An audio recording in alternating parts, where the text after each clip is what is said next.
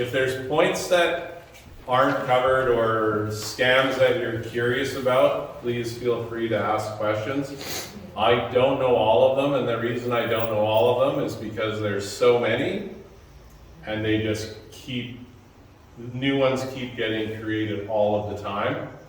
And throughout the presentation, I'll tell you a few good police stories, maybe some of the scam and fraud investigations I've been involved with.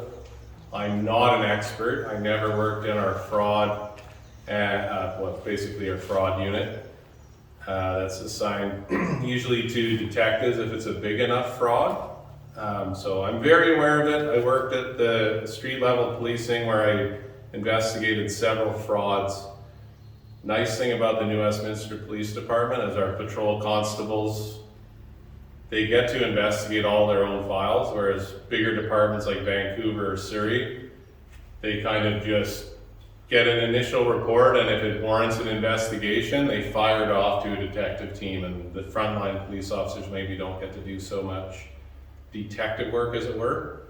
So I'm consider myself fortunate that I've been able to do some of that through my career. So that's my introduction over. I'll let Leanne say a few words about her experience. Probably more exciting than mine, I think. No, I don't think so. My name's Leanne Smith. I'm a volunteer for the US Police Department. It's been over a year now. I've been attached.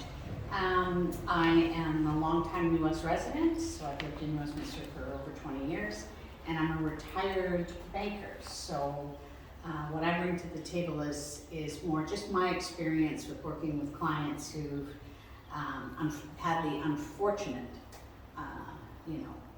situation where they've run into being scams, and so generally I just add in little bits here and there to the presentation on, from my experience, what I've seen, things to be aware of, and if you have questions on, what the bank can and can't do, I can generally answer them. Not every bank's 100% the same, but I can answer general questions around that. Can you hear me okay? Yes. Okay. There is a mic there if you need one. Okay, that's good. I just want to make sure.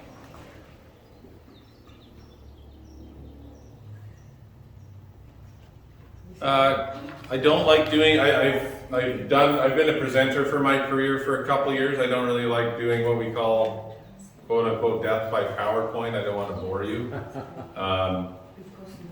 Usually stick to the rule and point out a few things, but these are some of the line items we're kind of going to go over today. And one thing I'd like to get across more than anything is my mother, she's widowed a couple years ago, and she fell victim to a scam of a guy coming onto her property and asking her to service her HVAC and air conditioning system. She didn't want to tell me.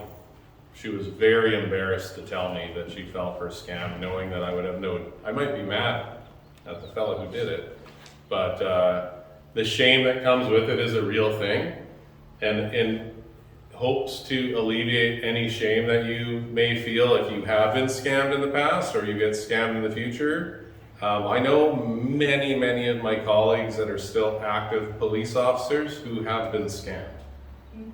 Okay, so if we get older, maybe we were not as sharp as attack anymore, and we might be embarrassed by that. And it's not about that. It's these scammers can get all age groups. There's scammers out there scamming elementary school kids online, and it's easy for me to say to not feel shame, but it doesn't serve any purpose, and what it leads to is underreporting. And if you get scammed and then don't want to tell anyone and don't want to tell it to our police department, we can't track the data, and tracking the data and the modus operandi of how these scammers do their scam and where it's coming from and where the money may be going to or whatever other product they're after. If we don't get that complaint, we can't build up a data collection to catch these people. So yeah, I know it's embarrassing. Please report it. You can report it online, or you really wouldn't potentially even have to deal with an officer too much if it was a minor fraud, and it's a bigger fraud where we really would like to speak to you.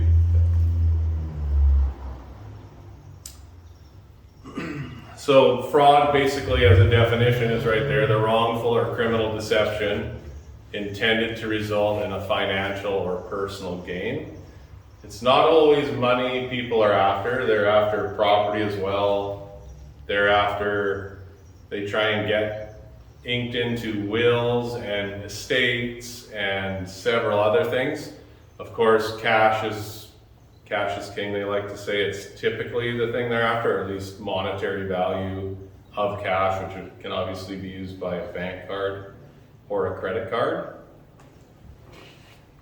Does your clicker work? That's right. Yeah. So these don't escape me. I'd like to chime in as we go here, and I'll add in a scam so it just builds your knowledge here. It's a very popular one. Facebook, for instance, but all social media. There'll be a post that says, you know, let's say the Facebook community group, or someone starts a post that says, name your favorite band, name your favorite song. What's everybody's favorite number, right? What sign are you?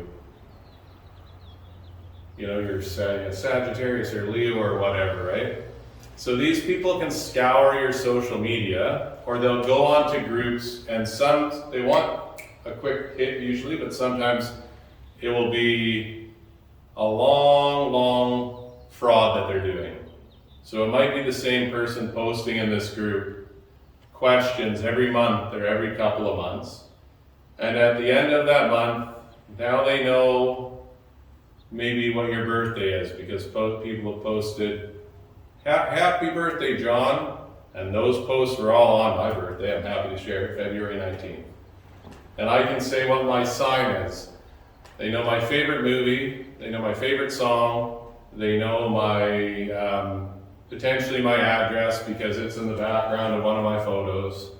Slowly, they're collecting again, just like we want the data from when a fraud occurs. It's just a small drop in the bucket, but over time it's a huge collection, and it tells us a story. If you share your information on the social media groups, which I'm not saying don't, but just be savvy to what they may be doing. Not everyone's a scam, which is a tricky thing.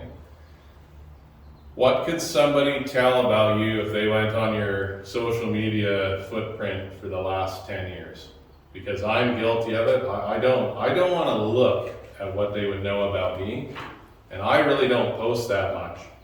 But my significant other posts about our children.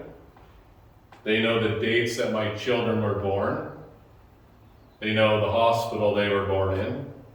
They know their first, middle, and last name because my significant other posted it. So are they building a data collection on your children? So slowly they gain more and more information about you. And what I think all of you will know is if you do online banking, a lot of these questions are security questions. If you're going to reset your password, or you've forgotten your password, or a challenge question. What's the first movie you saw in a movie theater? Is a common one. What city were your parents born in? What's your mother's maiden name? And if they look, I wonder if I can find John's mother's maiden name. I'll go on his mom's social media site, and there it is. They've got it. Again, these people don't have real jobs, and they're not very good people, or they're not doing very good things, and they have all of the time in the world, because if they get one kind of mark and one good scam, they might get such a collection of money that their bills and everything that's due are going to be paid for months and months, and they can sit at home and keep working on the next person. And typically the fraudulent people I've seen that are doing like data and online and banking, it may come to a shock to some of you, like I've pulled cars over where they have tens of thousands of credit cards, tens of thousands of fake driver's licenses. This is why most people, including my own, our mailbox bank has been hit. They follow Canada Post around, they wait till they put a fresh dump of mail in, they go in, break it open, steal it all. There's driver's licenses, there's credit cards that have been ordered. They've even intentionally ordered credit cards, knowing that they're gonna show up to this house, my house, because they've used my fraudulent account, and they'll check my mail every day for that credit card that they've gotten in their name. So I don't want to scare you, but they're working all of the time, constantly, and every time they get caught or one thing doesn't work, it's like practice to them. They'll find out what they did wrong or why it didn't work. Try the next one. And they just keep trying and trying and trying until they somehow get some type of payment. So that kind of covers off this. Full name, your signature, of course. I haven't found that signature is a big thing now. I don't think it's as relied upon now because there's like digital fingerprint scan-ins, there's punch codes, there's a lot of other verifiers, and not to say that a signature can't be used, but I don't think it's that common. But when they're gonna go and open an account, if they're bold enough to walk into a bank under a fake identity and sit in front of a banker or someone doing mortgages and loans, they all have practiced a signature. So it's still a thing, I just don't think it's as common as that. Would you say that's Yeah, accurate? I would definitely say that. The one thing is if they do go into a location, they have your signature on file. So they would want to have seen something with your actual signature on it, because they'd have to be able to duplicate that. And and they're not used very much anymore, but people still do use them. And I would caution on that. I myself would never use a check anymore. Anything that has that much information on a piece of paper, which is not just your name, your address, it's your bank account number, the location, the bank location, as well as your signature. And so the ability to copy that, to use that in a fraudulent manner is very easy. So most people have gotten away from that, but there are some people that still hold them in their home, or give them to a landlord, things like that. And so I would recommend that you find a different way to use it and destroy that. That is something you don't need. When we start talking about signatures, what about things like the e-signature that's so prominent now with legal forms and applications and things like that? I think we'll get into that a little bit, but the legal e-forms, my experience with them, I would say is a safer standard, but it doesn't mean that someone else can't create them. But typically if someone's gonna get you to e-sign, they send you like two FA codes to your email to ensure it's you, and then you've got your phone to sign in, so then they're thinking, okay, well, this could be anyone sitting at the computer. But now we've sent a code to this person's phone and he's verified his identity on the phone. And then with that, now you're like having to put in a code with like Microsoft to even get in there to be able to access your signature. And it's turning, I'm not saying all of the sites are, the ones I'm using, I have to put my finger, even if it's on my mobile phone, I have to put my fingerprint in and it'll scan my fingerprint. And then for BCEID, which is like a service in which you can identify yourself to the CRA and the provincial government. When you set that up, I had to like take my phone out and it says to move it around, so it's scanning your face and your head, making all these micro measurements. It's looking for scars, moles, marks, the way your teeth might measure in a smile. It's like very advanced security. I feel comfortable using all of that, and I haven't myself had any files with the fraudulent signatures, digital signatures. Do you know anything further about, Leanne, about the digital signatures? No, I mean, most most things online have moved to more of a multiple verification process, so, I mean, I'm just thinking, I just did my taxes that way, I just, you know, oh, look, that's what they have for my signature, and I just moved it to the box, but, you know, most things are a multiple level verification, so it's not just a signature. By the time you got to that, they've done some other level of verification to hopefully, you know, ensure you the sign. Yeah, it's usually someone them sending a code to your Yes. phone or a code to your email, and then you have to punch that code in. Here's a really bizarre one, and this surprised the heck out of me. Royal Bank, I made an e-transfer, and I've never had it before, I didn't know it was a thing. So I use an e-transfer, the Royal Bank sends me an app saying, and I expected it, hey, we know you just made an e-transfer to this dollar amount. You need to sign into your Royal Bank account. So I signed into my Royal Bank account with a fingerprint, so I'm like, this is, you know, legitimate. And it made me pull my debit card out of my wallet and hold the chip against my phone to scan my debit card to confirm that I made the purchase. I didn't even know my phone could read a debit card. I didn't know But it did it. I was suspicious right away because I said, I asked my colleagues around my desk and I said, have you ever had this? No. Are you a Royal Bank customer? Yeah. So I called the bank and they confirmed that that was legitimate. So, that. Interesting. things are changing so quickly. I know that the banks are, and for my whole career, have been trying to stay ahead of the game because it changes so rapidly. They're hiring security experts, tech experts, and still are, you know, I think it's safe to say our country's losing billions of dollars to fraud because it's just happening so much, and now people can get into our country digitally through computers and they can steal money from us and everything else. So I'm going to add one more quick fraud thing, and again, I like to really hit on the shame thing. Please don't have much shame at all if you get victim to fraud. I listed a car for sale about 6 months ago, my own personal vehicle. I haven't sold a car in years, so I put it on Auto Trader, which seems to be the gold standard. Again, I get, let's say I was asking $10,000 for the car.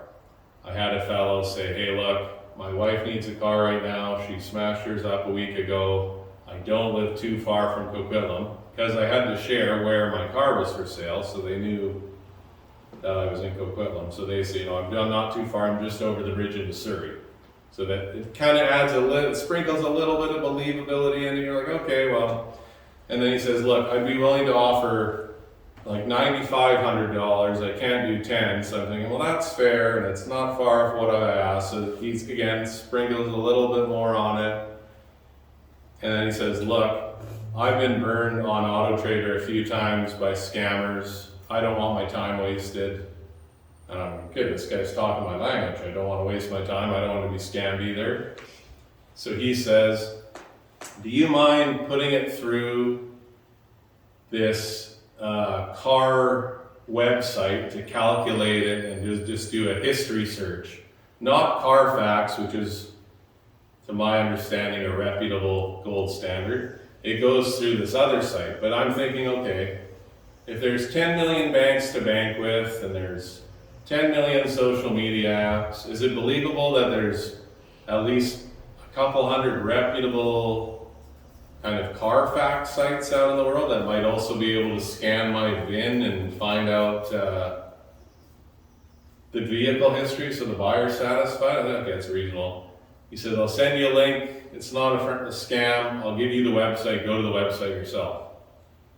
So I go to the website and I look, and it looks pretty polished and well done. So what does it have? It says, you know, enter your vehicle make, the year, were there any collisions, your history, the mileage, everything. Enter your name, date of birth, address, and all of this other information, you know, middle name, and what, and create a password that you'd like to, because now I have to open an account, right? So long story short, this website is created by the fraudsters, and everything that I put into it, when I hit send, he gets it in an email. And then the password that I would have probably used if I had felt safe would have been the same, because it's human nature. We like to cut corners, save time. I don't have the best memory. I can't remember 800 passwords. I've been told not to write them down and keep them beside my computer, because if someone breaks into my home, that's what they're going to look for. Oh, I found a checkbook, identification documents, bank cards, ID. Oh, and this person's whole password list, right? It's just endless, like I've said. So I was filling out the information, and when it asked me for my name and stuff, I was like, what? Something doesn't seem right. And I would, when I leave here today, if you're kind of hearing everything you want to hear, good news. It's not the best news, but it's a little bit less than perfect, but still what you're willing to accept. Right, just enough to kind of lower our spidey senses and dangle a carrot that we want to grab in front of us. That's where it happens. That's the sweet spot. You let your defenses down a bit for a deal that's just good enough, or something that sounds just good enough, and you want to grab the carrot. That's usually where the fraud happens. So this website, I searched it on Google. I said, whatever it was, like cartracker.com. Is cartracker.com associated to fraudulent activity or frauds? And it lit up like the 4th of July. Oh yeah, like millions of people scammed. This person would have had my password. Would I have been lazy and used my common password? They would have gone right out onto banking and any website they could think of where my information was stored, and probably had a heyday accessing everything that I would use. So another of my personal experiences I can share with you. I felt like an idiot afterwards. I was just like, you're a cop. I'm sitting there thinking to myself, you're a cop and you just about got scammed. And that's that shame factor coming in that I'm telling you not to feel, but I felt it myself. So I'll move on here, but I hope you can learn from my lessons.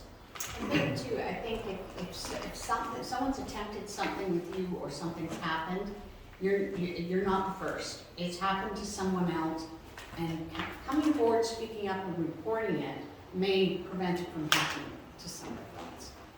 So think of it that way too. It's a feel-good thing to tell your story, because the more we know, the less likely it can happen to someone you know, or anyone else. That's how we learn best. That's how I learn as a police officer when we're doing warrants or high risk stuff. If I can fall on the sword and tell everyone, hey, this is how I messed up, and which we often do in our team briefings at the end of major events. We all learn from everybody's errors, and they're less likely to happen again. One thing on the password, we don't have time to go, again, I said this is endless. There's a few like little digital a digital device where you can store all of your passwords in it, and the information in it is coded, and the only thing that will uncode that information is a password, but you can set it up to be a thumbprint too. So I bought my mom, I can't remember the name brand, I wish I could. I bought my mom a little device that plugs into her computer, and when she turns her computer on, she got a password for this bank, password for that bank, a password for Netflix, a password for sending money to her family overseas. Like, she puts her thumb on it, it beeps, it verifies her, and then on the screen it pops up all the little passwords for each site quite easily now. That is storing your eggs all in one basket, so to speak, but I find it's very secure. It's under so many layers of code that it couldn't really ever be unscrambled unless it's a fingerprint that's put on it. So if you're having a problem, or you know people who are having problems remembering their password, And that's a hurdle for them to use the internet safe. Again, they want to use the same password for every site, and once it gets out, that person, that bad guy, bad girl, can probably unlock every passcode, and that's bad news.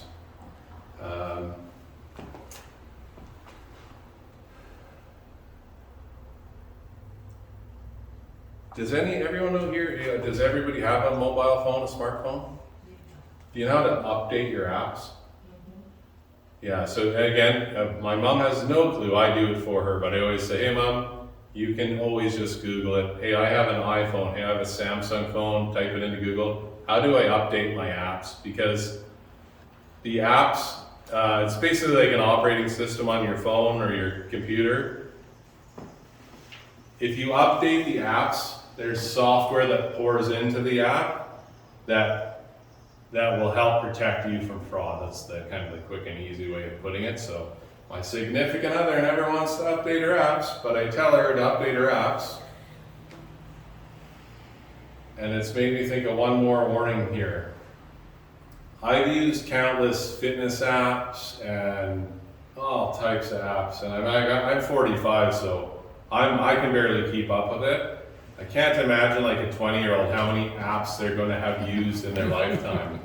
But these apps are usually products of the company, and these companies get bought and sold, as we know. And for instance, one fitness app that I had a long time ago, a credit card that I closed it now, but I didn't even really know I had it. It was an active credit card. I never used it for anything. I think it was like an emergency backup credit card. All of a sudden it started showing usage. And I talked to the fraud investigator, and he told me that it was all back, it was traced back to this app that we had, or I had. So this app was used by me, a fitness app. The company, it just kind of became defunct. The app turned junk, the company turned junk. I didn't use it anymore. But all that information that I had one time given that app, they were able to, whoever this new company was that bought that company, accessed everybody's personal information that existed on the databases associated to it in the app, and then went through and opened credit cards and used credit cards from that old app. Moral of the story, and I know it's horrible and it sounds, even to me, I'm like, oh, that's a lot of work. But if you use a different password for each app or each company that you do business or interact with, that's the safest way to do it. But in this modern digital age, I probably have a list of passwords this long. So I'm trying to kind of show you both options. Yes? Yeah. A lot of when you go in on Facebook or any place like that and you get an app, it tells you to link it. What does that mean if it's going to a link? So if you were going to link your app, I would say this. Speaking about, okay, so for instance, one example, I have a Samsung watch. I can actually turn it into a tapping credit card. So I have to link it with, and it's just like and some of you may have tapping your phone to pay. My mom's generation, she won't go near it. But essentially, you can I can take my physical credit card out, tap all of the details on my phone, click on a few user agreements that say, yes, I'm giving Samsung or Google or all of these online companies that can make that payment on my card through their app, giving it permission. So I'll try and make it a less complex for my own mind more than anything. Samsung will say, sync your Royal Bank app with the Samsung phone, and then I can put my fingerprint in, hold it to the scanner, tap, it goes beep, and I pay. I can do the same thing with my watch. I just hold my watch to a payment thing, and it beeps and it pays. So these are kind of... I don't link. You sorry, which? I won't link. No, yeah, okay, I don't want to give anyone advice on that.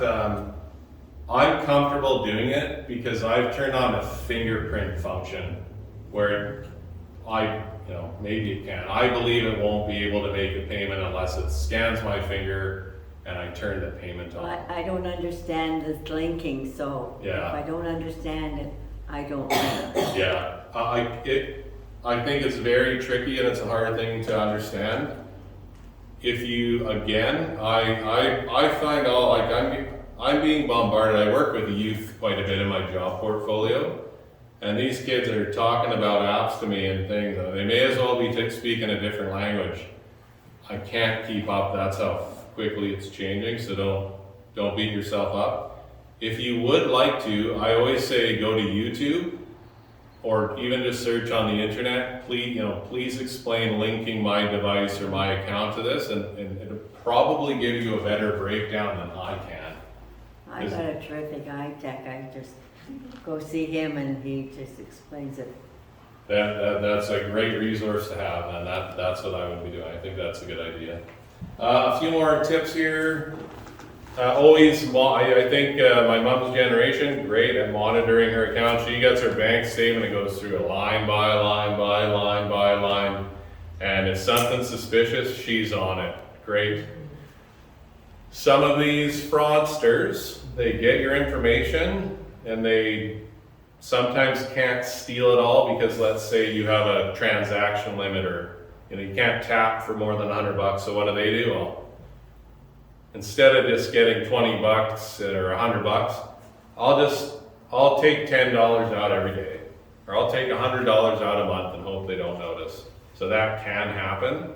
I kind of think it goes without saying. Monitor your accounts, shred your documents. People do steal mail, and I think the banks and the credit card companies do a really good job. They basically say, hey, you should be expecting a credit card in the mail in 5 to 7 days. If you don't get it, please call us right away. And that happens a lot. I have had, I won't say hundreds, but pretty close to probably, let's say 50 to 100 investigations of stolen mail and stolen credit cards and people's mail, and not just residential mail, but business mail as well. It's a great in for them.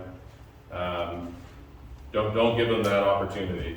Yeah, I would say on the bank statement thing or any type of statement coming from investments, bank accounts, credit cards, if you're able to go paperless and be able to view it through your online banking, that would be best practice, because again, mail, you're at risk that can get stolen. But I don't know about you, but I got an office full of paper that's probably 10 years old that I really need to recycle.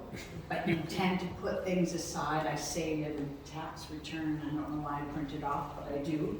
And it's too much information that's lying around, right? And to John's point, it is very important that you check a monthly statement in detail.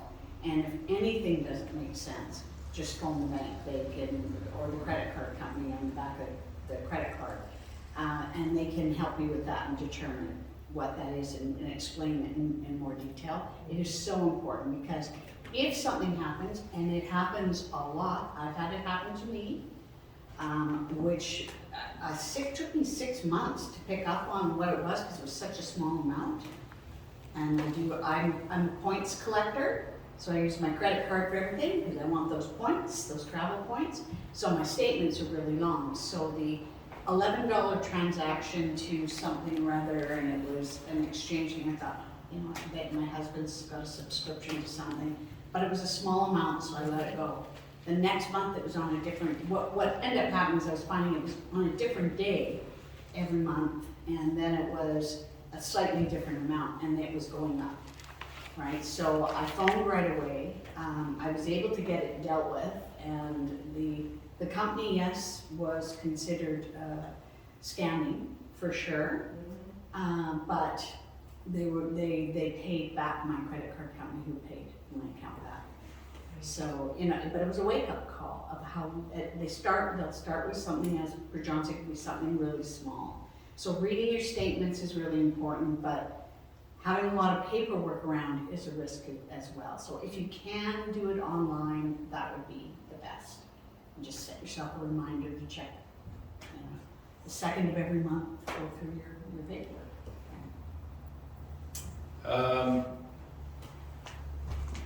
I see the points up here. Company reviews, I told you that even myself as a tool, that kind of car scam, I was like, why didn't I just check their company out before I started entering? Because I was excited to sell my car and I was seeing dollar signs. That's it. I could get rid of this car, I could help my significant other get a newer car that's safer. Dollar signs, ease, quick, convenience. That's like the crocodile lurking in the puddle, right? Right there. Company reviews will tell you a lot, and I don't want to get too hard into artificial intelligence, but some of these companies too, there's Grok, there's ChatGPT and other AI providers that can operate similar just to a Google search bar or a search engine. I think you're probably going to end up getting the same answers, but you could use either and say, and just type it in, whatever the company is. You can even now, I would think Google can probably, most search engines can handle it. But if you're having second guesses, or call a family member, call a friend, call your grandkids who might be younger and more tech savvy. But maybe that's not an option for you. You can almost now search on these, again, AIs or search engines.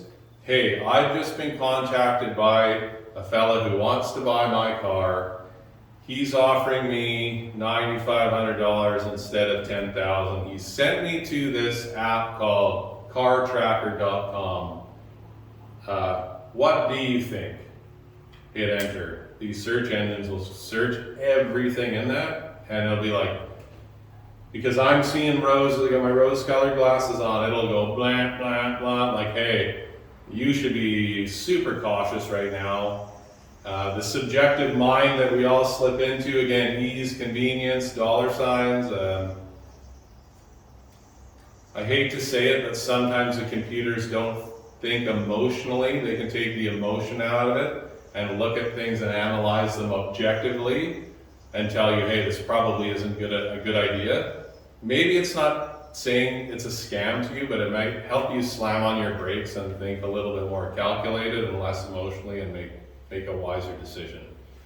One thing I remember, he's the deputy chief, so one of the second in charge in our police department now, and I was a rookie.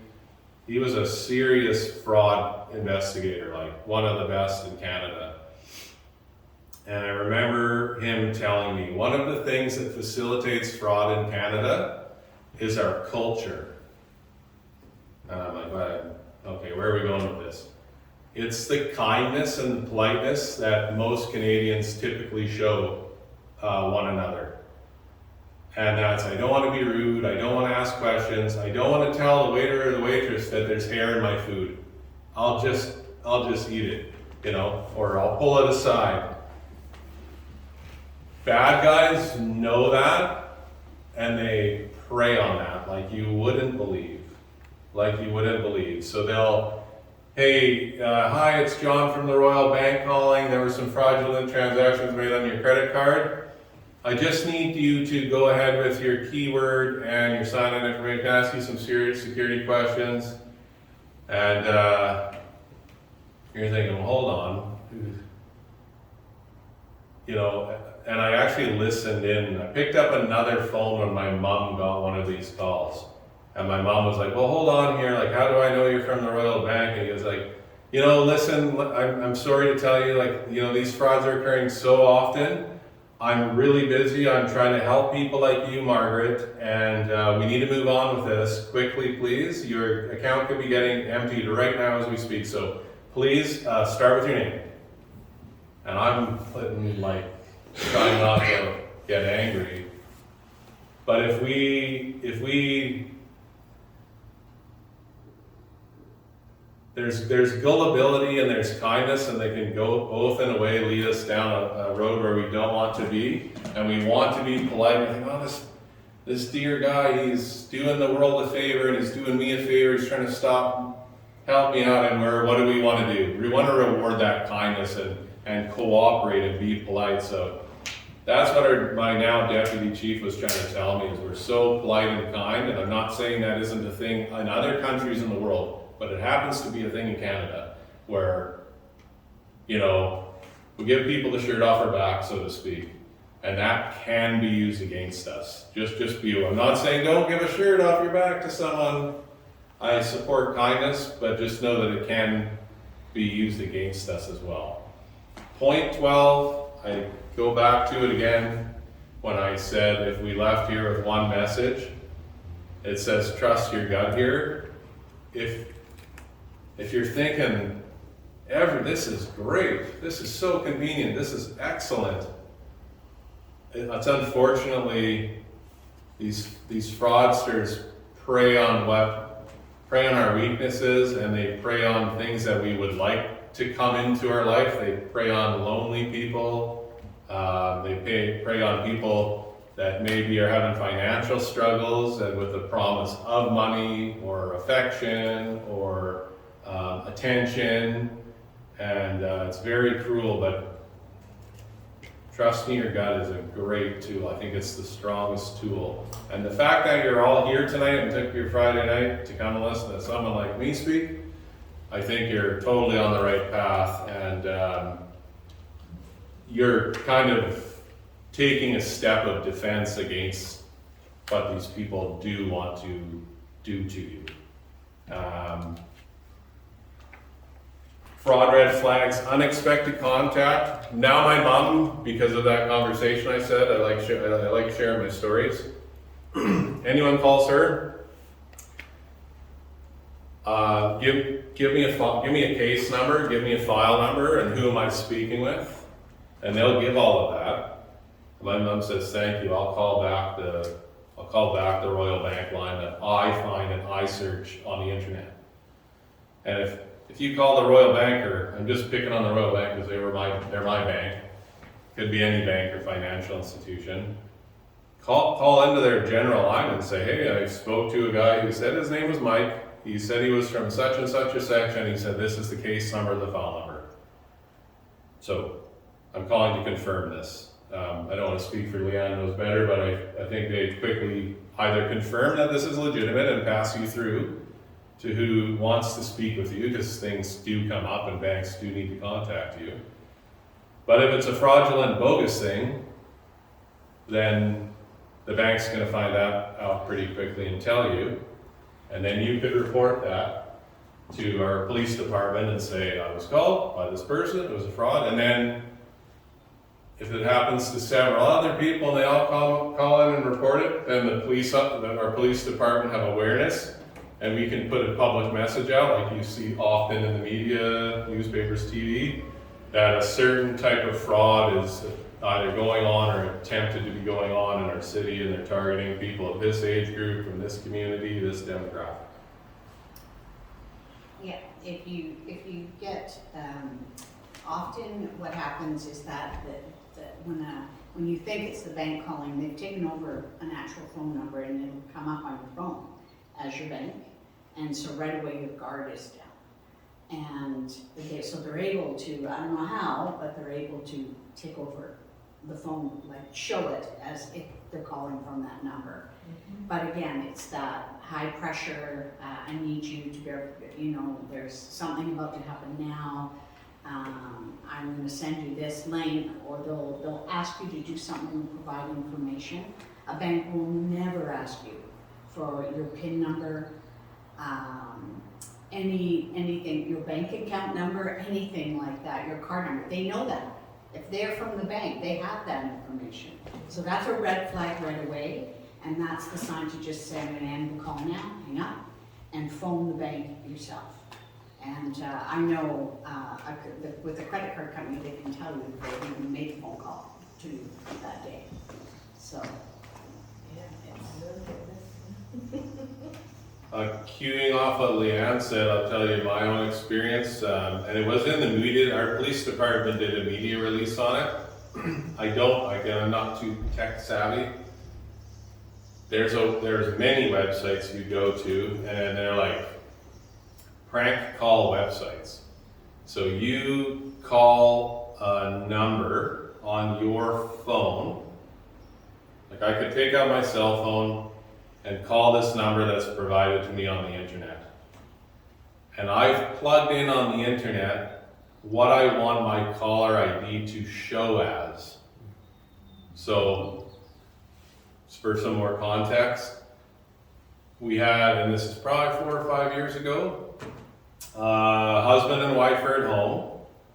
Someone's gone on social media to find out who their kid is through harvesting information, like I said, on Facebook or what have you. Let's say that they find out that this husband and wife's son's name is John. They take their chance. They cold call them at 3 in the morning. And John, they've picked, well, what type of person wouldn't be home at 3 in the morning? Probably 18, 19, 20-year-old son. They call, the mom and dad say, and what do? They use this internet site, change their caller ID, so when they call mom and dad, it says NWPD, New Westminster Police Department. They try to eliminate doubt in your head, right? I'm telling you, I would have fallen for this. Oh, maybe not, but the call, I would have been like, what's NWPD calling for me? Because when my boss calls me on days off, it shows up exactly as my caller ID does in a legitimate call. They call mom and dad and say, hey, look, I'm the patrol sergeant. I just wanted to let you know John's okay. He's gotten into a bit of trouble tonight. He's caught drunk driving. And it's 3 in the morning, the courts are closed. I can offer you bail. And so, not everyone's familiar with our judicial system and release and bail and recognizance and all these things. You're overwhelmed, you're thinking, is my son okay? Oh my goodness, my son is in a jail cell. I am terrified for him. I want him out of there. Tunnel vision kicks in. You're not thinking anything, just like me thinking about the would-be $9,500 for the sale of my car. Too good to be true, and what's too good in this is that I can get my son out of jail and make sure he's okay and have him home. Okay, so what have they done? They've created a fictitious account, like an e-transfer account, and this person's going to e-transfer money, or maybe it was a credit card, I'm not sure. But what did the parents do in a panic? They sent that $5,000 instantly without question to these scammers. We're really, really embarrassed about it. Called our police department. This is what happened. And our staff sergeant, kind of the guy in control of the police department, is like, our cell block's empty tonight. We don't have anyone in jail. Your son was not in our jail. This is totally fictitious and made up.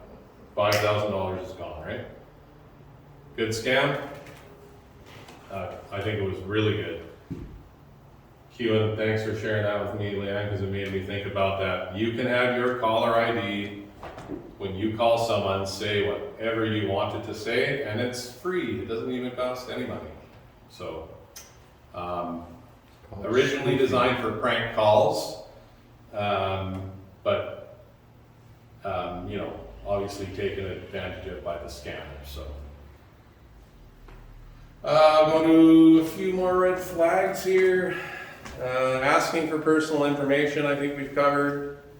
Spelling and grammar errors, that's actually great because when I didn't have my rose-colored glasses on and started going back to this car tracker website, I was like, there's no way a professional company, there's just no way their homepage has this many spelling errors and stuff on it. So that was another clue. But because I wanted to sell this car, it's like, yeah, just scan by not even seeing the errors. Leanne, would you care to speak on unusual payment methods? Unusual payment methods. So something to be, I mean, if someone's asking you to pay and it's through something like, for example, cryptocurrency, things like that, that it's not as, well, some people are very familiar with it, not everybody is. I know that there are places that will direct you to go to do it, and even, I would be cautious of that, because once money is sent that way, it's gone. There's no way to get it back, in a lot of cases trace it, so that's difficult. The other thing is when they're asking you to, if someone's saying wire money, and they're sending you to a place like Western Union, that is a huge red flag. That is not a secure wiring money. Again, it's going to go, it's gone. At least if you're wiring in like a major financial institution, they'll know exactly who they're sending it to and where the next connect is, right? But again, those are the types of things that I would be cautious of. And anything that's super urgent, gotta go right now. Take a breather, think about it, you know, and if you have some doubts, ask someone you trust, family member, friend, and get a second opinion, right? And if they're asking you to go in the bank, that's another thing, yeah. You know, going into a bank, you know, I'm calling from the bank, help me, you know, catch someone doing something bad, like scamming, you know, I need you to come in and withdraw money, and the police officer's gonna be outside waiting for you and all this, but it's not, right? Like the bank's never gonna phone and ask you to do things like that. That is completely out of their realm, and they would never do it. But just be careful of any type of payment you're being asked to send. Money orders, that's another thing. Like you buy a money order and you're mailing it off somewhere, not much you can do. Once that's gone, it's gone. So be very confident that wherever you're sending money, that you know who it's going to. And that's a traceable type of transaction.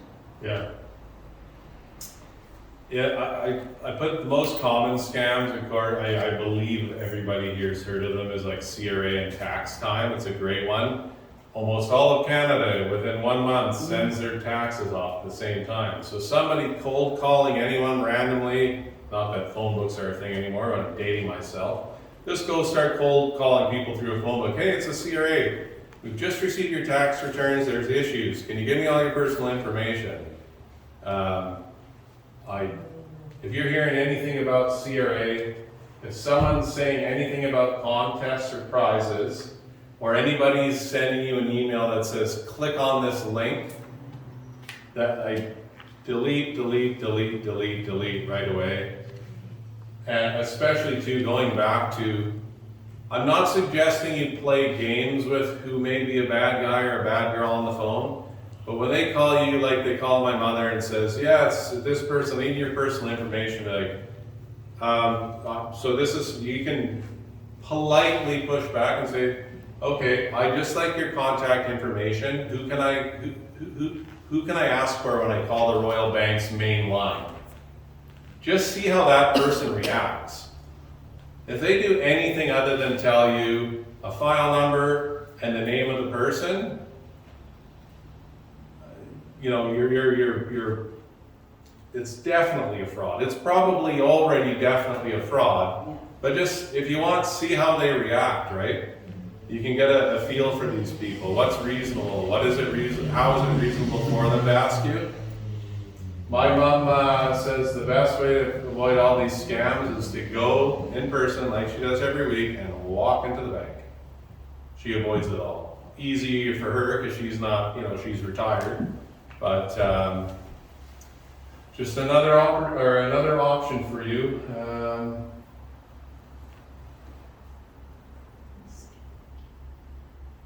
I won't go into extortion, and I think that's too big of a thing. But if you are being extorted, it would be an automatic call to our police department, and you'd have an investigator assigned if someone was trying to extort you.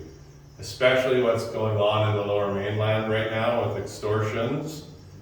all the police departments have steered mega resources into dealing with these extortion type crimes. Romance scams. Excuse me, Yes. go back to extortions. What would be some of the words that would trigger knowing it's an extortion? This will be quicker if I read this.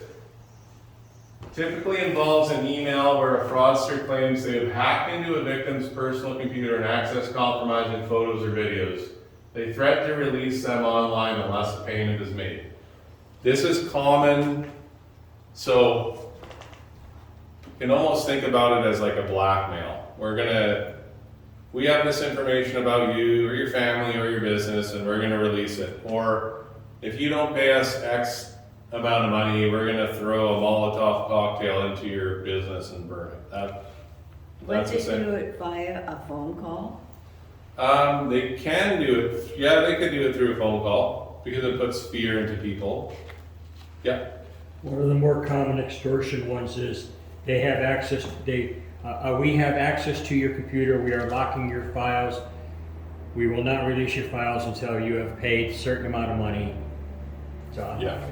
And it is I think Telus was hit with it, the CRA's been hit with it, where these hacking companies, they're making millions because these big companies and governments around the world are paying these extorters because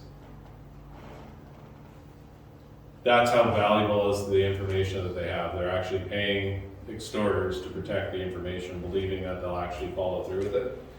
This is affecting people that maybe have, kids or grandkids.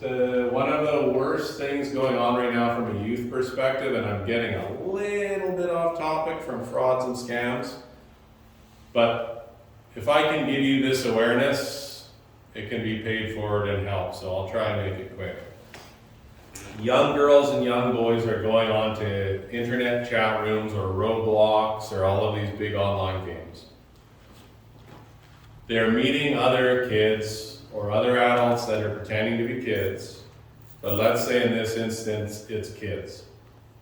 I'll give you an example. A 12-year-old boy, a 13-year-old boy who maybe is lonely and is looking for, let's say, his first companion, a girlfriend. He's playing online and meets a girl. The girl's giving him all of this attention. They're going through these digital worlds together, playing video games and whatnot. They do get to know each other because they're live audio chatting to each other in real time. An attraction is there, a relationship is formed. The next step up from that is it's very normal for youth. It was even happening when I was in my 20s. I was meeting people around the world in chat rooms, real people. So it's very common nowadays. So this young lad takes things to the next level, which in this online world is having a video call with each other. He has a video call, they both doubt each other is real. They're both real, but they meet, they have a video call. Let's say, for example, this is a pretty young girl. The 13-year-old boy is like, wow, she's very attractive. This is real, I had a video call with her and I've spoken with her for months.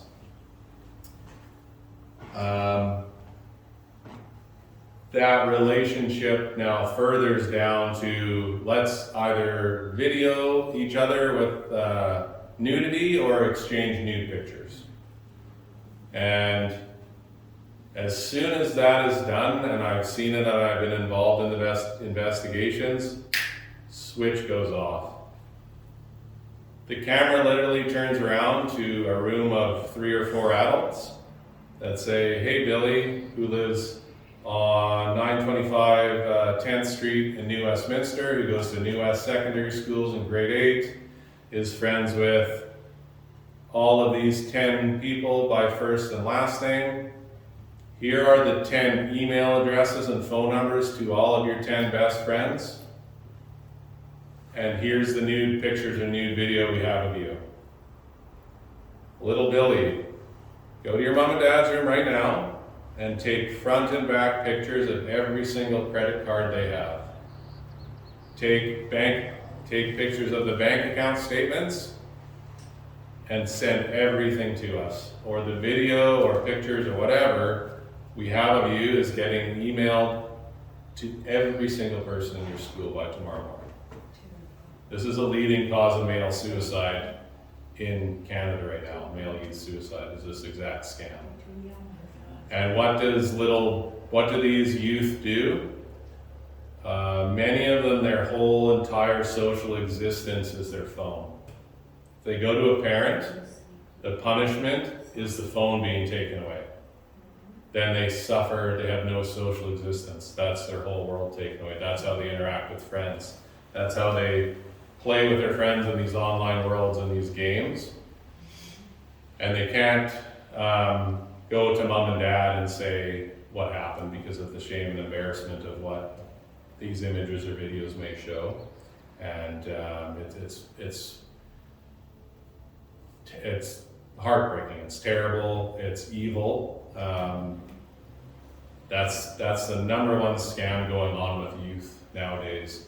And I can say, I was in a national conference 2 weeks ago in Banff, and this was heavily discussed and touched on. And the collection of data across Canada and America that's shared suggests that all of the youth that don't participate and have the courage to go to mom and dad and fall on the sword for what they've done, it's in the 99th percentile that these bad guys actually do release the videos and the images anyway. They know they're not getting paid, they know the policeman called, and they release it anyway. 99th percentile. Those are the people that are dealing with. These are the people that are trying to get your credit card information and your banking information. And it's a leading cause of youth suicide. I use the boy as an example. It's happening to girls too. That's what's going on in our society right now. It's evil, it's terrible. So a little bit darker. I'm sorry for going there, but I wanted you to be aware so that you know the knowledge I can share with you can cascade down to your congregation here maybe, and people, family members outside of your church. So that's what I wanted to share.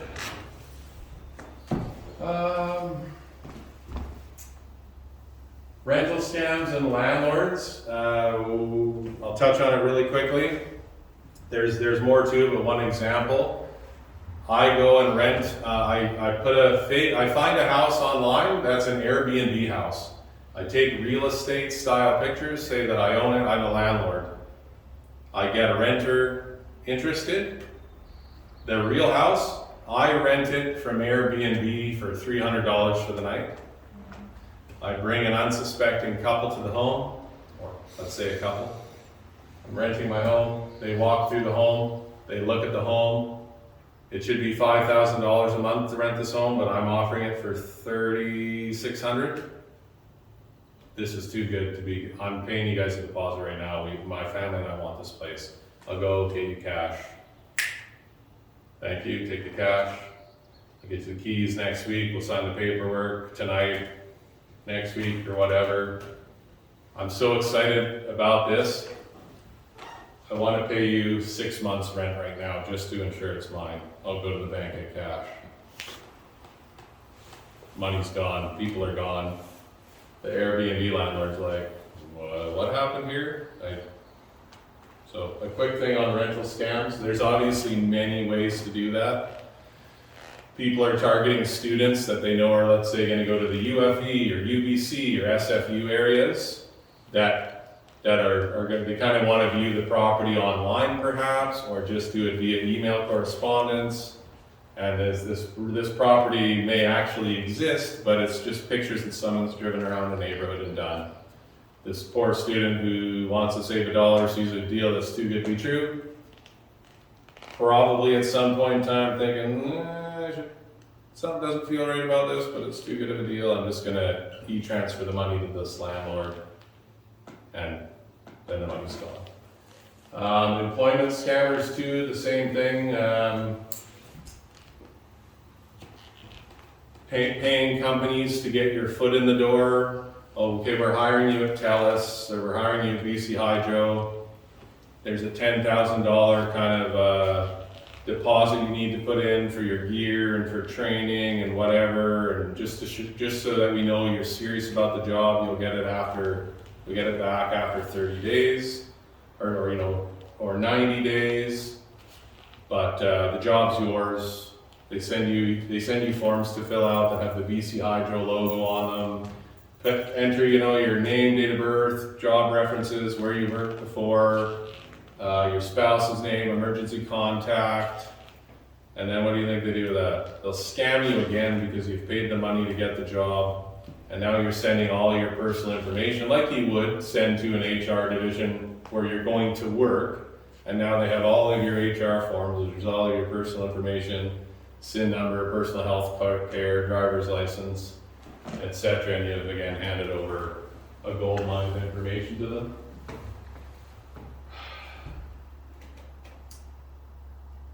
I don't want to scare you, but I want to educate you with AI, and this is a story I also heard at this conference, is AI programmers were able to basically hack into systems using AI's own computer-generated voice. And the computer did it itself by having a conversation with a real human. So, an AI computer was trying to get information and on its own get through a security system or a security wall on a website. It couldn't. It couldn't solve a CAPTCHA.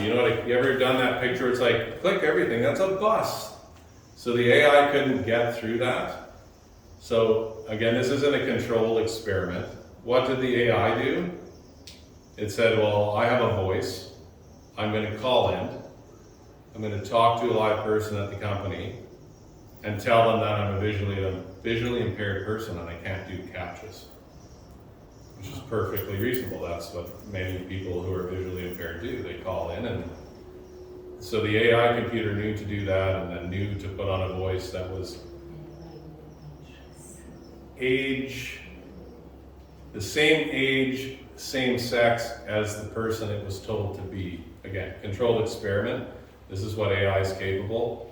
It's kind of why I said I didn't want to get fully into what AI can do, but that's what it can do. From no professional standpoint at all, I wonder if brick and mortar banks and businesses and storefronts are going to come back as a way to be able to safeguard against AI.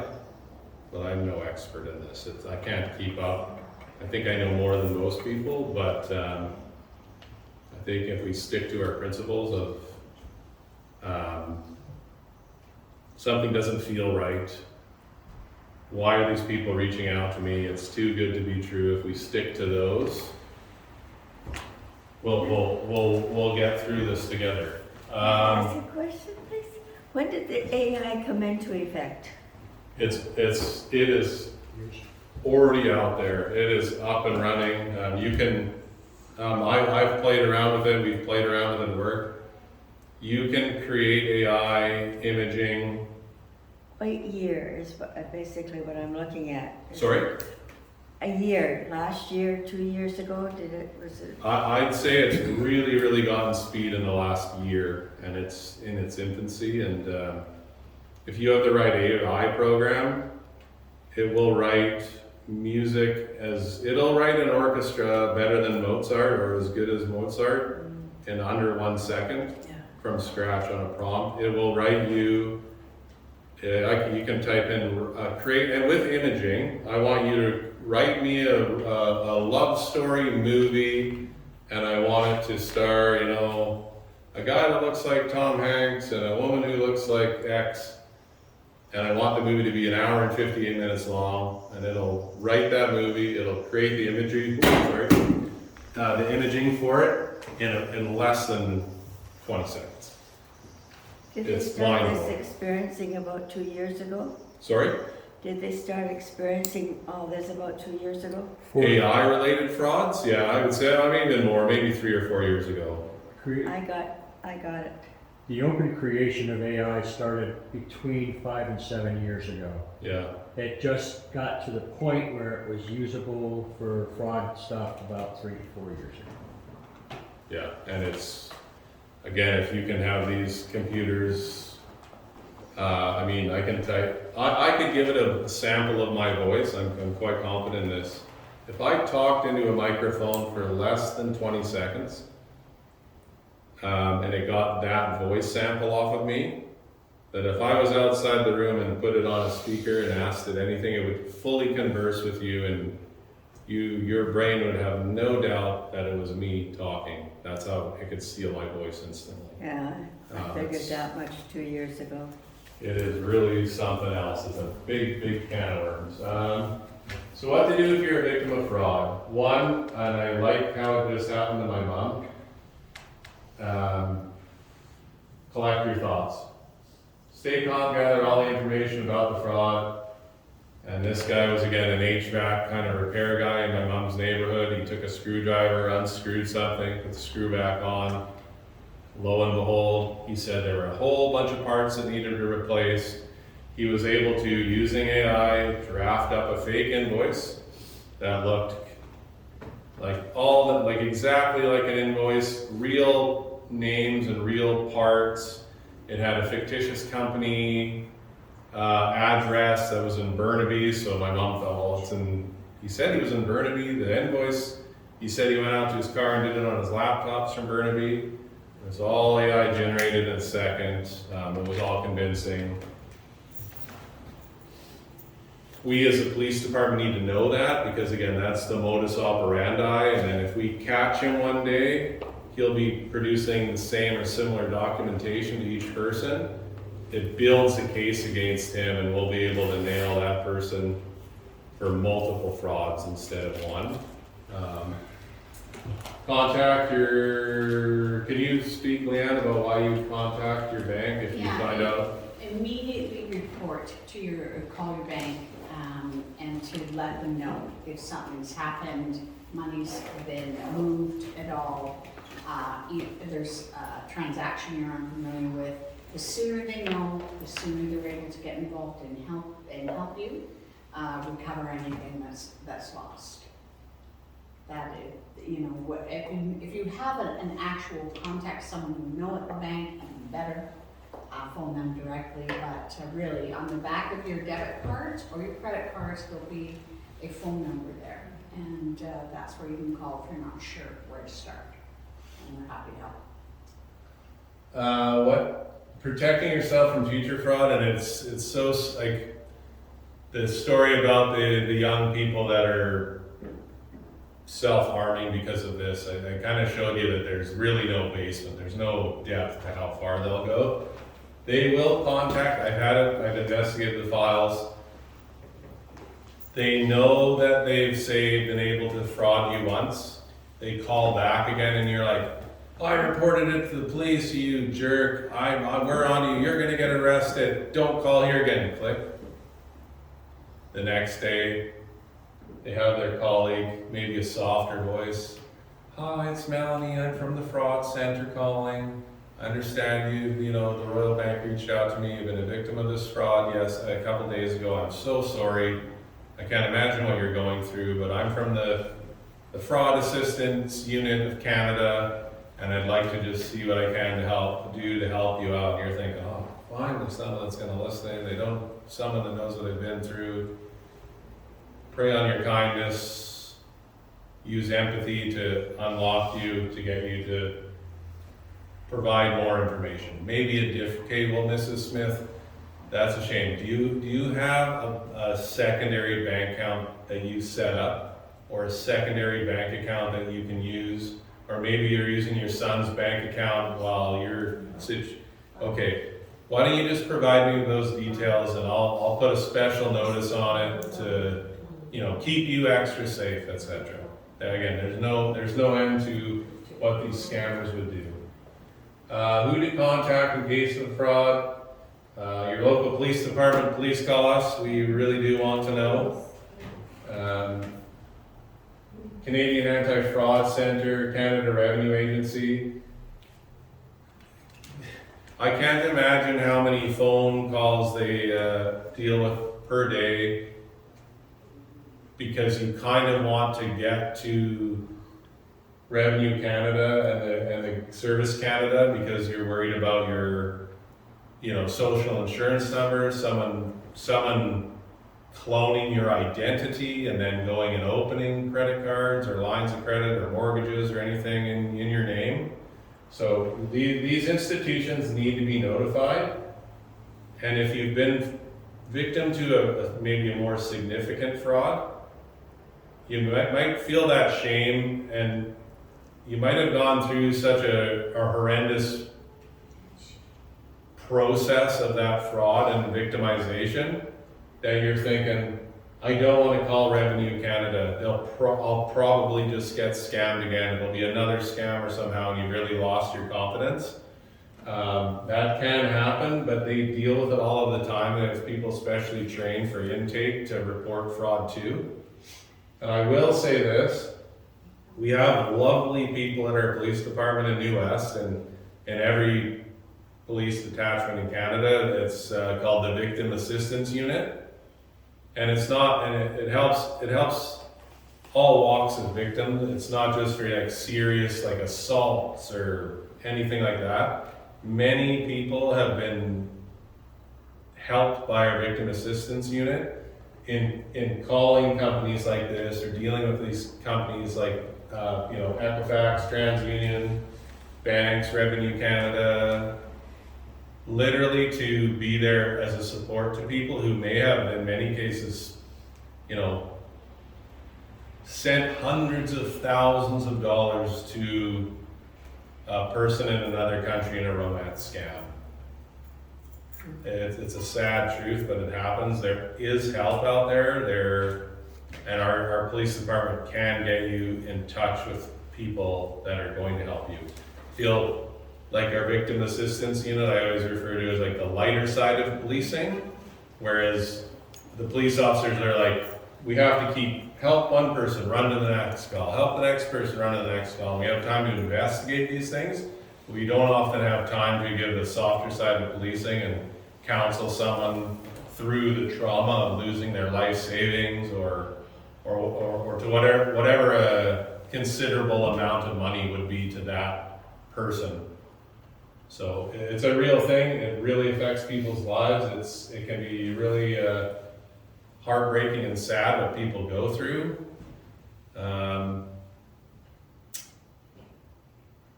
If you are losing some of your confidence in maybe managing your money or your bank account, and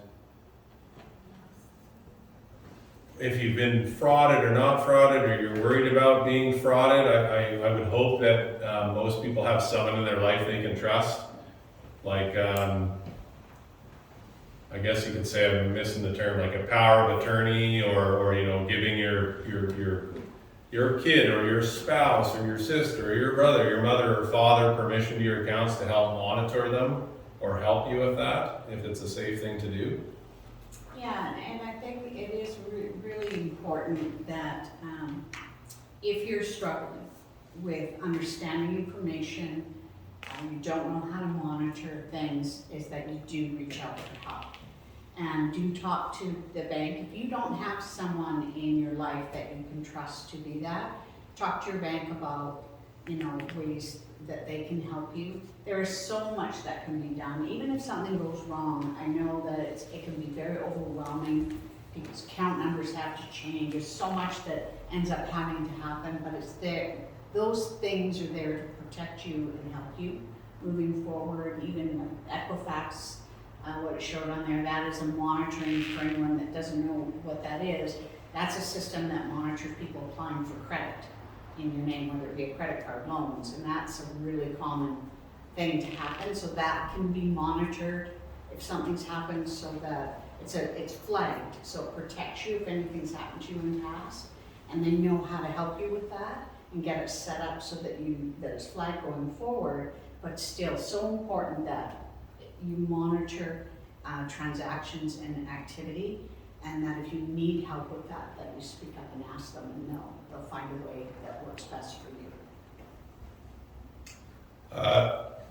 the stats kind of show it all there. It's happening to so many people. I told you I was a mouse click away from it happening to me, and that would have been a bad, like I had, the information fields I had put in were significant.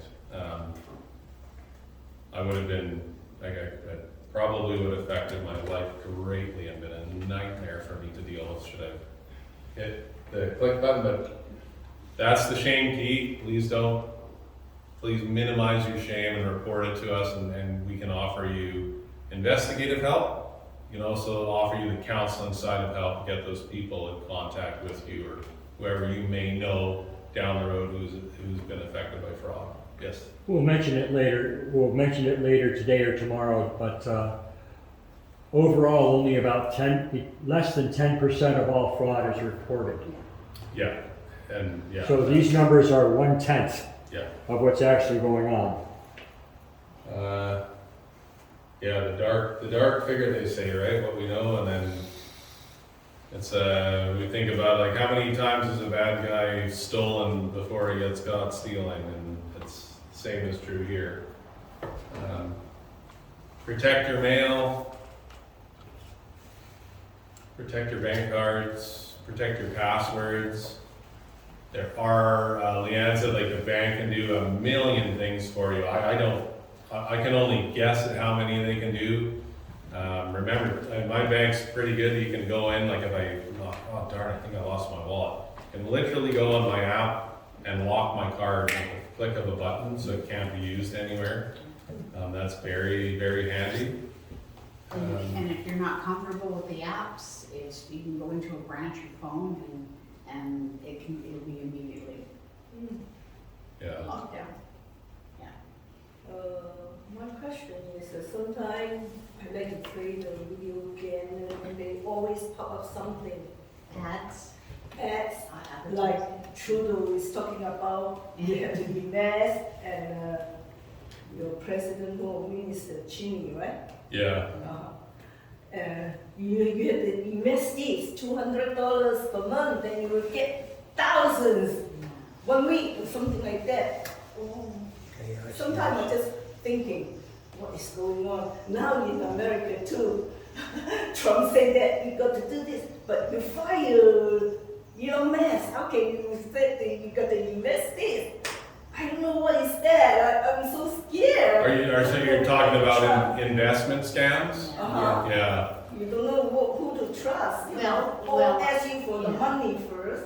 You got to invest. I know. But And I think anything coming at you online like that is, I wouldn't touch it. Yeah. I don't even, I just close everything off. You know. yeah, that's what I feel. How come a president say things like that? You want to make every people rich, then what? Then what? I have a few little investments of my own, and one of them is in Tesla. And I'm listening, I follow Tesla as a company. I'm kind of fascinated by some of the technology and stuff. And I click on a YouTube video and it says Elon Musk Live. Uh-huh. And it's just an audio, so he's obviously hopped on a conference call. This is not uncommon. And he's talking about how, like tomorrow, they're going to be releasing a new car and this new technology and all of this. And I'm like, it's totally his voice.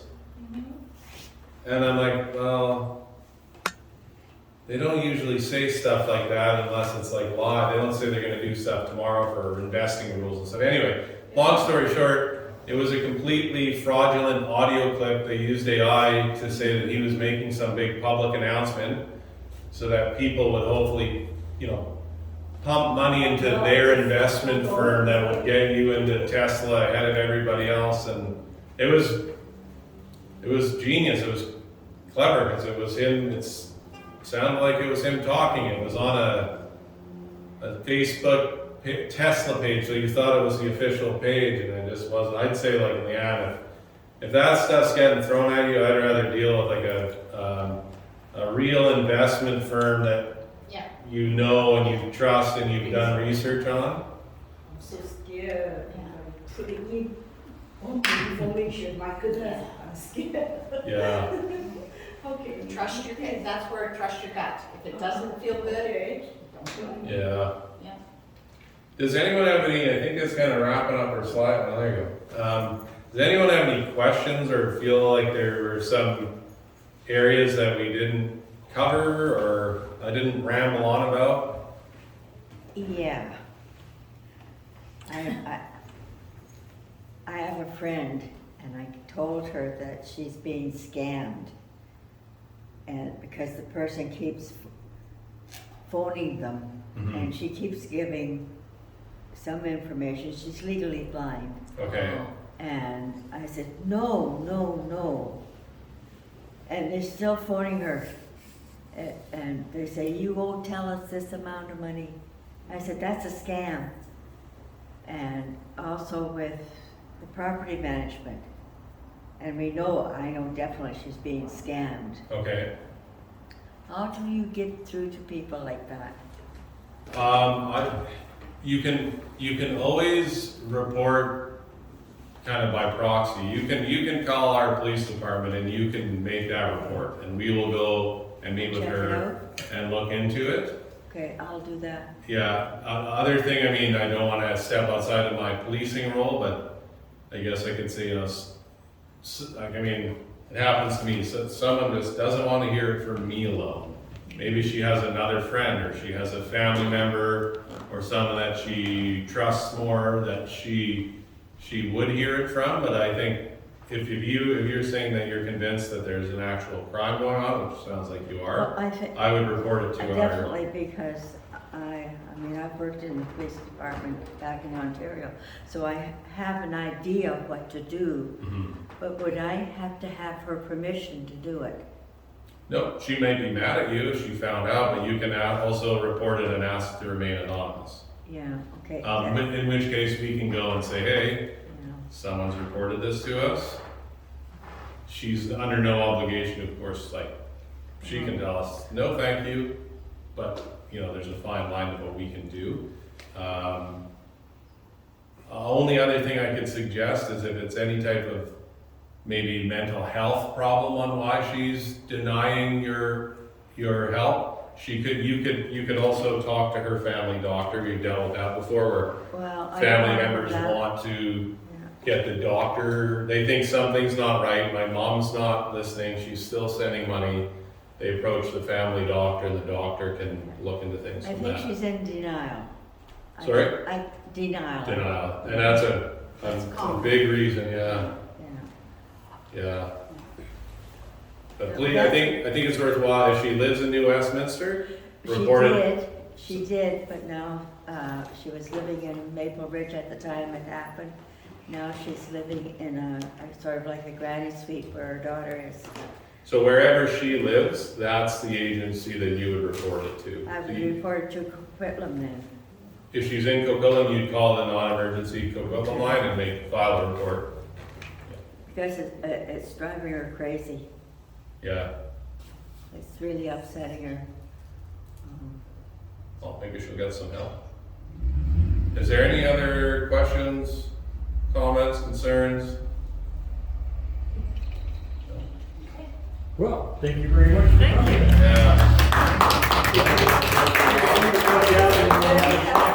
Yeah, yeah, sure, I will. I'm down and having a drink here. Playing dodgeball with a bunch of kids.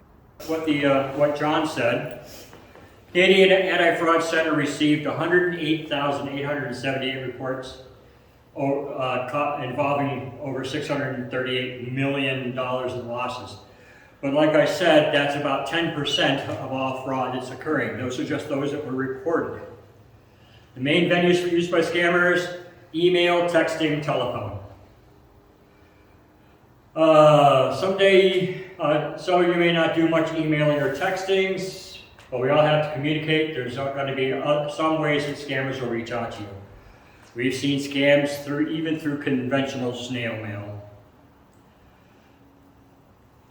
Canadian Anti-Fraud Center offers the following details regarding types of fraud that occur in the following tables.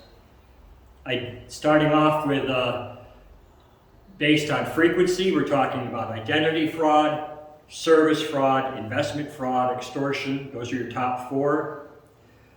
In a matter of monies, investment fraud, spear phishing, which is where they go out and try and get your information, romances, and job frauds. Those are the most wealthy ones. All right. All right, let's talk about something that's getting smarter and frankly scarier every single day. Digital fraud. It's this invisible crime wave, but you know what? By the end of this, you're gonna have the tools to see it coming. We're gonna pull back the curtain on how these criminals work, and most importantly, how to shut them down. Okay, look at this number. $645 million. Just let that sink in for a second. To give you some perspective, that is a staggering amount of money. And what it represents is something really personal, and for a lot of people, totally devastating. Yep, that's the amount of money that was reported lost by Canadians to scammers in 2024 alone. But here's the really scary part. That huge number is just the tip of the iceberg. And the reason for that is because the game has completely changed. We are not fighting the same old scams anymore. This isn't your classic poorly written email from foreign parents asking for help. No way. We are now up against what experts are calling an invisible crime wave, and it's being supercharged by artificial intelligence. So, the real question is, how do you fight an enemy you can't see, one that can sound exactly like someone you love and trust?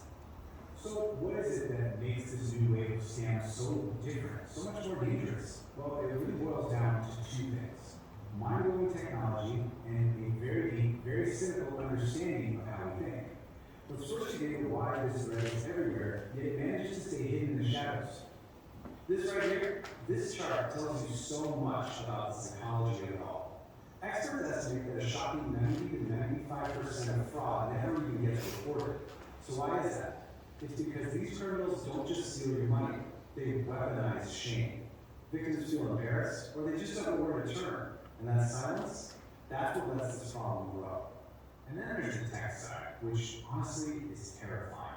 Scammers can now use AI to perfectly clone a loved one's voice from just a tiny audio clip online.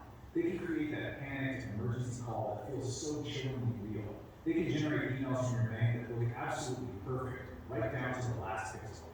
The line between real and fake has never been so blurry. Okay, so this is where we start fighting back.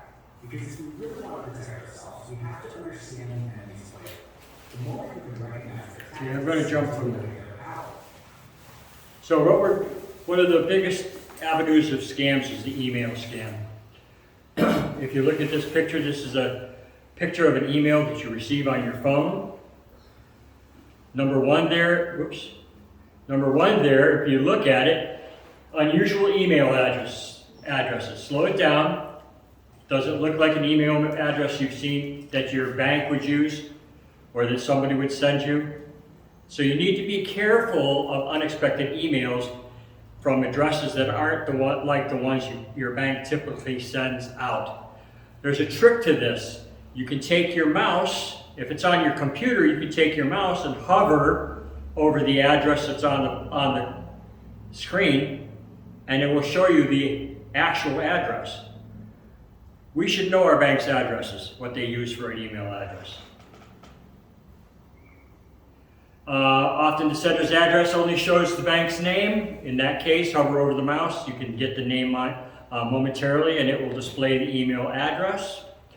Check the extension. Is it the norm for your bank's email? Does your bank use .com, .edu, .org, etc.? If you have any doubts, delete the email. Contact your bank directly. Like John was saying several times, when something comes up wrong, talk to your bank directly. Call them at the known number, usually on the back of your bank card. Go to their bank website or physically go to the bank. I'll tell you right now, if it says that click on the link for your bank at the bottom, if it provides a link for your bank at the bottom of the email, don't click on it. It'll send you to a fake bank. The main idea is if it looks hinky, delete it. Misspelled words. Spot check. If you see misspelled words or grammar, they are all clear signs of an impersonator. Real banks use spell checkers. Okay, so like they have there, if you did not authorize, I can't even read it from here. These with a missing an E or changes with an extra G, please verify with an A. You can see point blank that whoever's typed this email is doing a very lousy job of it. They're very blatant. Other thing is scare tactics, or putting a sense of urgency into it. If the email uses scare tactics such as urgent warnings of account closures or security breaches, you can pretty much assume that it's a scam. Sign on below to verify the details, another misspelled word. Note that entering incorrect account information will result in your account being closed immediately. Act now. Look at that. Other words are suspicious URLs, like I said. If they put a link into your email, more than likely it will take you to a fraudulent place. Number 5, if you have an unexpected attachment that they tell you to click on for whatever reason. This is a form that was sent to Cindy in the mail, in an email, saying, it's from the state of Washington and the District Court of King County, notice of hearing traffic violation. It does not give her name. It does not give her the location of the violation. It does not even say what the violation actually is. Just that she has to go to that place at that time or call that number to get it cleared. In the email it says, contact this number if you have questions. Well, that's a lousy email. Text scams is next. How many people get texts on their phones other than from me? Because I do text. Okay, text scams. There are a few things to look at on texts. Again, check the number. If it's a strange phone number, slow it down. Is that the number your bank or your friend or your person would use normally to call you? Why doesn't it have a user ID with the phone number? Legitimate text message updates usually come from official 4 to 5 digit numbers used by your bank. Again, on these, if you go in and you start Googling the telephone area code, you can find out what area the text message comes from. Is it from the US? Is it from Ontario? Is it from where your bank is located? Again, urgent warnings or requests, take a breath. Phishing texts usually create a sense of panic, threatening to close your account or urging you to log in to verify, things like that. Odd grammar or spelling mistakes, like I said, if your account will be closed if you, capital U, don't complete in 24 hours. Not complete this form, just complete in 24 hours.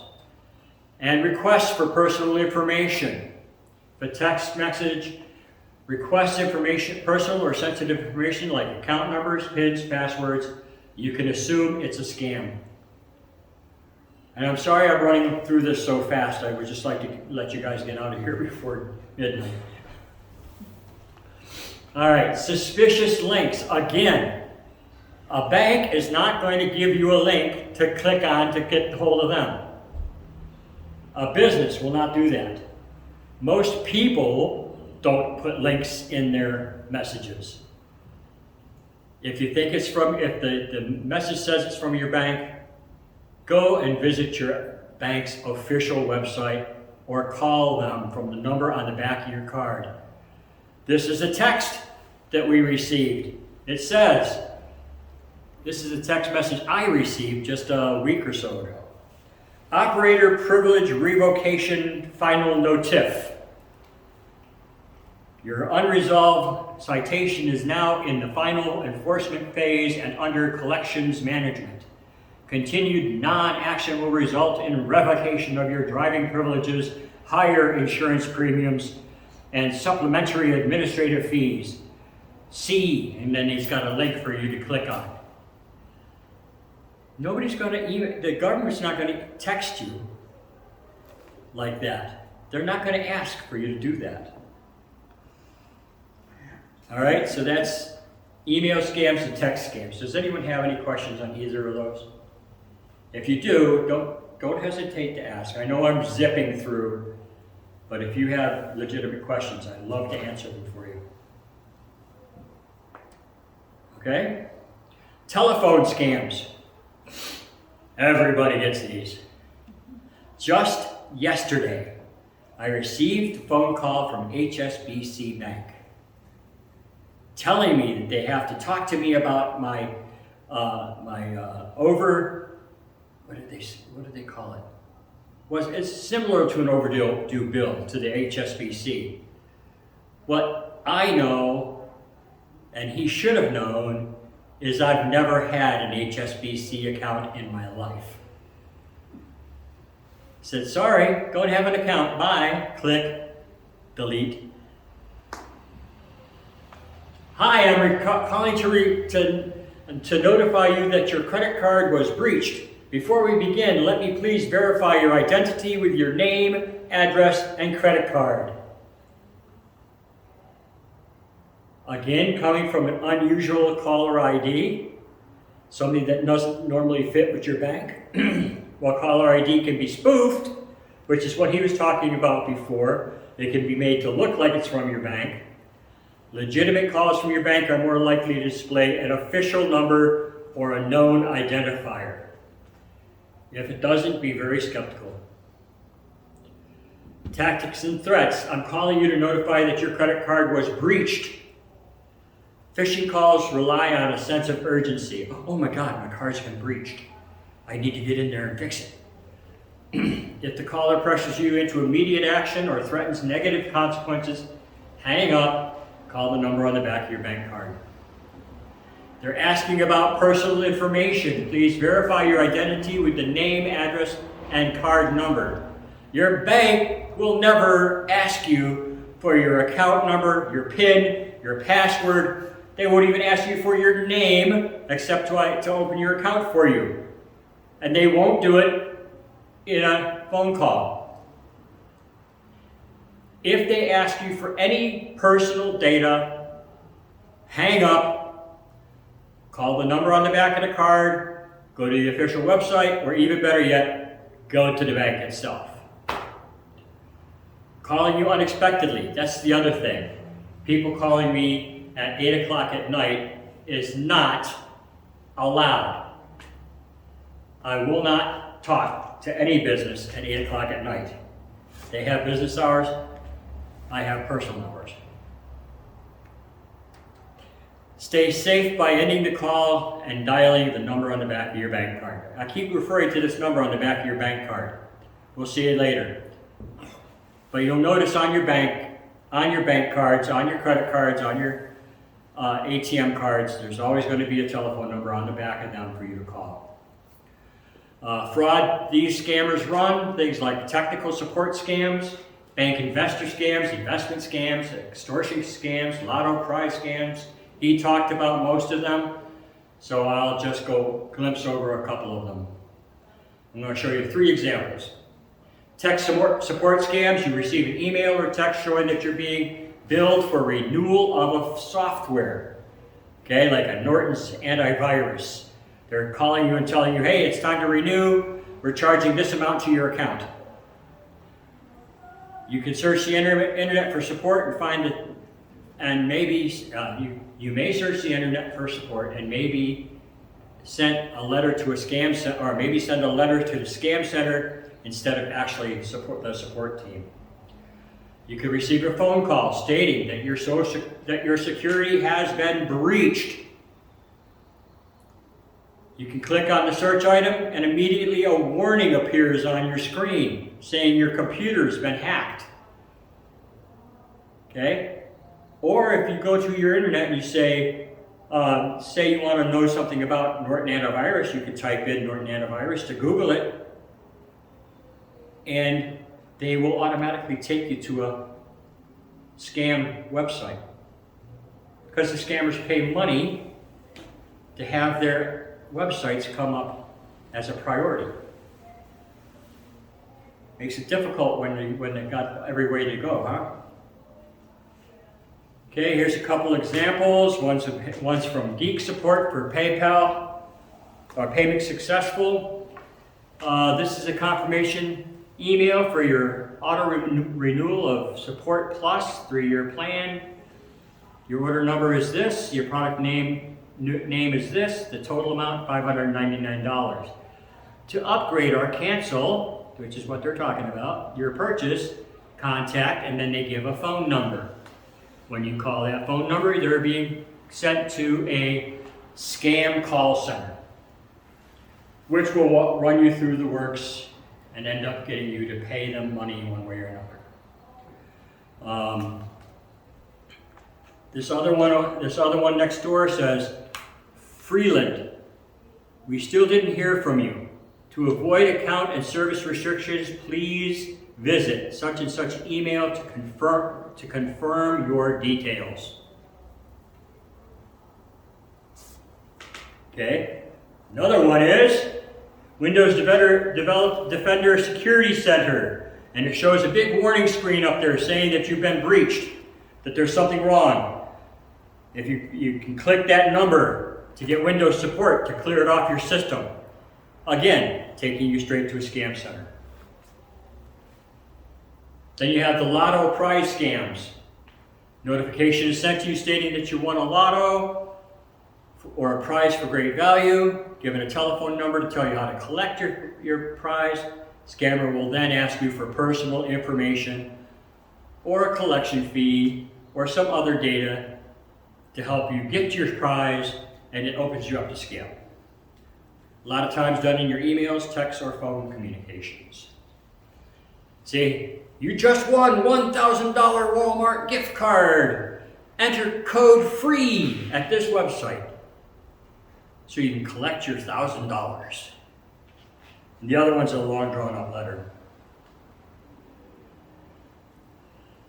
Or another one for that. You are the winner. Then you have extortion scams, and they come in a couple different means. You may receive an email or text indicating that your computer's been hacked. Communication states that they have control over your files and will activate a lock unless you pay them a stated fee.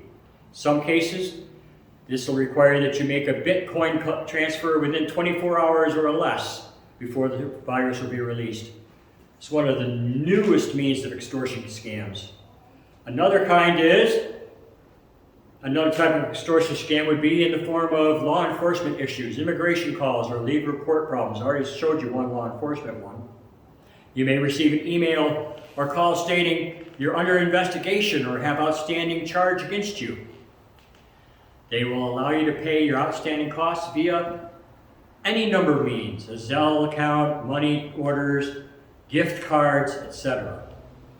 As noted before, the scammer will try to instill a sense of great urgency and importance. Am I going too fast or too slow? Fine. Okay, does anyone have any questions there? No.